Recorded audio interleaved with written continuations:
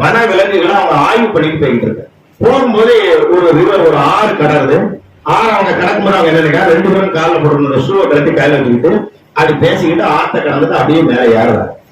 இவங்க சுவாரஸ்யமா பேசிட்டு வந்ததுனால ஆத்த கடந்ததை எனக்கு கவனிக்கல. மேல பார்த்தா மேல ஒரு சிங்கம் படுத்துக்கிறது. அந்த சிங்கம் என்ன நினைக்க வரத்து நமக்கு கதனை வரணும் அப்படின்னு அந்த சிங்கம் வாழ தட்டிக்கிட்டு படுத்துக்கிறது. அப்ப அந்த 2 பேருக்கும் எண்ணம் வந்து அந்த சிங்கம் நமக்கு ஒரு 50 அடியில தான் இருக்கு, எப்படி பார்த்தா நம்மளை பிடிச்சிடும்னு பயம் வந்துட்டு பயம் வந்த உடனே ஒரு என்ன செஞ்சா வேகமா சூழ காலுக்கு கொடுத்து லேச எடுத்து வேகமா குஞ்சு கட்டிக்கிட்டு இருக்கான்.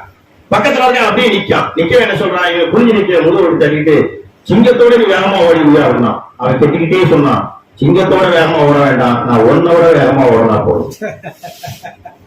வாழ்க்கைங்கிறது அப்படித்தான் கேட்டேன். நீங்க கண்ணுக்கு தெரியாத ஒரு நபரை இலக்கா வச்சு கண்டிப்பா ஓடாதீங்க. உங்க கண்ணுக்கு முன்ன என்ன இருக்கோ பிரசன்ஸ் ஆஃப் மைண்ட், இந்த இடத்துல நாம என்ன செஞ்சா ஜெயிக்க முடியும்.